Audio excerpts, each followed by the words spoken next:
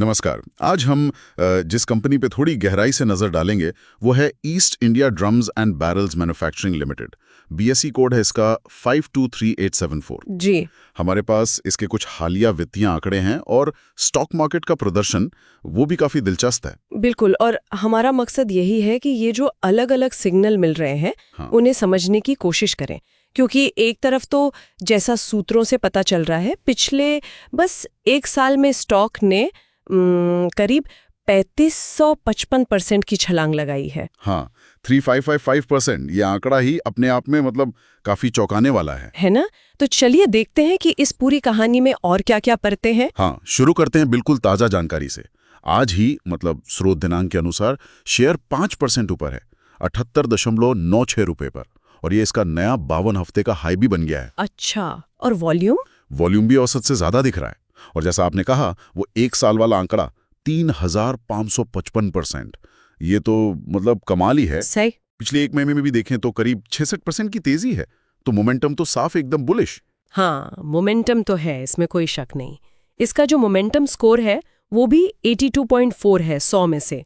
तकनीकी तौर पर इसे काफी बुलिश माना जाता है, और ये क्या कहते हैं, टर्न अराउंड पोटेंशियल यानी सुधार की गुंजाइश भी दिखाता है। अच्छा। लेकिन यहीं पर तस्वीर थोड़ी उलझ जाती है। इसका ड्यूरेबिलिटी स्कोर जो है वो सिर्फ 55.0 है। 55 मतलब सरल शब्दों में कहें तो कंपनी की जो माली हालत है वो बस ठीक ठाक है, मध्यम है, न बहुत ज्यादा मजबूत न बहुत ज्यादा कमजोर। और वैल्यूएशन का क्या? इतनी तेजी के बाद क्या ये स्टॉक अभी भी सस्ता माना जा रहा है? देखिए, वो वैल्यूएशन स्कोर तो 52.2 है, जिसे तकनीकी भाषा में किफायती कहा जा रहा है। हाँ। लेकिन यहाँ एक बड़ा लेकिन है। इसका प्राइस टू बुक यानी पीबी अनुपात वो 13.4 है। 13.4? ये तो काफी ज्यादा नहीं हुआ इंडस्ट्री के हिसाब से? और इंडस्ट्री के औसत से काफी ज्यादा है। तो मतलब ऊपर से किफायती लग रहा है, पर अगर बुक वैल्यू से तुलना करें तो महंगा है। कुछ ऐसा ही समझ सकते हैं। बाजार शायद भविष्य की उम्मीदों पर ज्यादा दाम लगा रहा है मौजूदा संपत्ति के मुकाबले। अच्छा, ठीक है। इससे पहले कि हम और आंकड़ों में जाएं, जरा ये बताएं कि ये कंपनी करती क्या है असल में, इनका बिजनेस क्या है? देखिए, इनका मुख्य काम है मेटल और प्लास्टिक के बड़े कंटेनर बनाना। ड्रम्स और बैरल्स जिन्हें कहते हैं, 50 से 200 लीटर की क्षमता वाले। अच्छा। और साथ ही ये गाड़ियों के लिए प्लास्टिक के फ्यूल टैंक भी बनाते हैं। इनके प्रोडक्ट ज्यादातर तेल, सॉल्वेंट्स, केमिकल्स, ऐसी चीजों को स्टोर और ट्रांसपोर्ट करने में इस्तेमाल होते हैं। ठीक है। और एक जरूरी बात ये भी है कि इनके पास खतरनाक सामान मतलब हजार्डस मटेरियल्स के पैकिंग के लिए संयुक्त राष्ट्र यूएन की मंजूरी भी है। ये क्वालिटी का एक पैमाना माना जाता है। समझ गया, ठीक है। तो कारोबार तो क्लियर है। अब वापस आते हैं उन आंकड़ों पर जहां कुछ विरोधाभास दिख रहा था। आपने कहा था वित्तीय स्थिति मिली-जुली है। हाँ, यहीं पर कहानी बहुत दिलचस्प मोड़ लेती है। अगर हम मार्च 2025 तिमाही के नतीजों को देखें तो कंपनी ने राजस्व यानी आमदनी में साल दर साल, ध्यान से सुनिए, 32,98,88,825% की बढ़ोतरी दिखाई है। क्या? 3 करोड़ %? ये कैसे मुमकिन है? कोई टाइपिंग एरर तो नहीं? देखिए, आंकड़ा तो यही रिपोर्ट हुआ है। अब ये इतना अविश्वसनीय है कि हो सकता है इसका कारण बेस इफेक्ट हो। मतलब पिछले साल इसी तिमाही में कमाई लगभग न के बराबर रही हो, या फिर डेटा रिपोर्टिंग में कोई खास वजह हो, पर आंकड़ा यही है।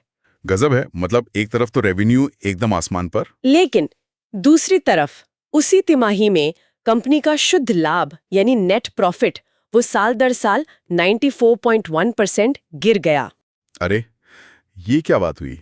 मतलब कमाई इतनी बड़ी और मुनाफा लगभग खत्म। हाँ बिल्कुल, और ये सिर्फ एक तिमाही की कहानी नहीं है।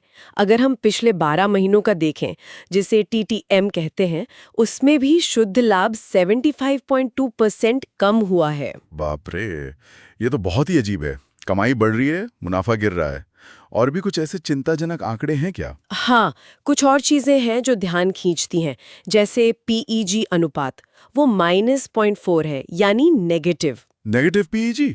इसका क्या मतलब हुआ? आमतौर पर निवेशक इसे 1 के आसपास देखना पसंद करते हैं। नेगेटिव PEG अक्सर भविष्य में कमाई में गिरावट का संकेत माना जाता है। फिर तिमाही का जो ऑपरेटिंग प्रॉफिट मार्जिन है वो भी सिर्फ 5.8% है। ये इंडस्ट्री के औसत से काफी कम है। और एक बहुत खास बात, बड़े संस्थागत निवेशक जिन्हें हम FIIs या DIIs कहते हैं, जैसे म्यूचुअल फंड या बीमा कंपनियां, हाँ, उनकी इसमें कोई हिस्सेदारी नहीं है, 0% होल्डिंग। और ये स्थिति बदली भी नहीं है हाल में। ओ 0%। मतलब बड़े जानकार निवेशक इससे पूरी तरह दूर हैं। आंकड़ों के हिसाब से तो यही लगता है। तो मतलब एक तरफ शेयर है जो रॉकेट की तरह भाग रहा है, मोमेंटम स्कोर हाई है, दूसरी तरफ कंपनी का मुनाफा गिर रहा है, मार्जिन कम है, वैल्यूएशन बुक वैल्यू के हिसाब से बहुत ज्यादा है, और बड़े निवेशक हैं ही नहीं। ये तो बड़ी पहेली है। बिल्कुल, ये एक क्लासिक केस लग रहा है जहां बाजार की जो भावनाएं हैं, जो उम्मीदें हैं, वो कंपनी की जमीनी हकीकत यानी उसके फंडामेंटल्स और मुनाफे से बहुत आगे निकल गए हैं। हाँ, स्टॉक की कीमत शायद भविष्य की किसी बड़ी कहानी पर चल रही है, लेकिन मौजूदा प्रदर्शन उसे सपोर्ट नहीं कर रहा, और संस्थागत निवेशकों की गैर मौजूदगी वो इस शक को और गहरा करती है। इस कंपनी का कुछ इतिहास भी है शायद। आपने नाम बदलने का जिक्र किया था। हाँ, कंपनी काफी पुरानी है। 1981 में शुरू हुई थी वस्पा फिशर लिमिटेड के नाम से, फिर 2005 में इसका नाम प्रिसिजन कंटेनर्स लिमिटेड हुआ, और अभी हाल ही में 26 अप्रैल 2024 को इसका नाम बदलकर east India drums and barrels manufacturing limited रखा गया है। अच्छा, तो नाम भी अभी बदला है। जी, शुरू में ये बैरल बनाने और स्टील कॉइल्स के व्यापार में भी थी। तो कुल मिलाकर क्या समझें हम इस सबसे? हमने देखा कि ईस्ट इंडिया ड्रम्स का स्टॉक भाई रिटर्न तो असाधारण दिया है हाल में। जी मोमेंटम जबरदस्त है। हाँ, लेकिन जब हम कंपनी की सेहत को अंदर से देखते हैं, गिरता हुआ मुनाफा, कम मार्जिन, बड़े निवेशकों की कमी, तो तस्वीर एकदम धुंधली और मिलीजुली हो जाती है। सही कहा आपने। ये स्टॉक की कीमत में जो उछाल है और कंपनी का जो वास्तविक वित्तीय प्रदर्शन है, उसके बीच एक तनाव को, एक गैप को साफ दिखाता है। हाँ, धारणा खासकर छोटे स्टॉक्स के मामले में कभी-कभी मौजूदा फंडामेंटल से कितनी ज्यादा आगे निकल सकती है, शायद किसी भविष्य की उम्मीद पर जो अभी दिख नहीं रही। और ये वाकई सोचने पर मजबूर करता है कि इन प्रकाशित आंकड़ों के अलावा और क्या हो सकता है। कौन से ऐसे फैक्टर्स हो सकते हैं जो स्टॉक्स की कीमत को इतना ज्यादा ऊपर ले जा रहे हैं? क्या ये पूरे सेक्टर को लेकर कोई बहुत बड़ा आशावाद है, या शायद भविष्य के कुछ बड़े कॉन्ट्रैक्ट्स हैं जिनकी भनक बाजार को लग गई है लेकिन वो अभी मुनाफे में नहीं दिख रहे, या फिर कुछ और ही बात है? बिल्कुल, ये सवाल बाजार की गतिशीलता और कंपनी की असलियत के बीच के जटिल रिश्ते पर सोचने के लिए एक बहुत ही दिलचस्प बिंदु छोड़ जाता है। आगे देखना होगा कि ये कहानी कैसे सामने आती है।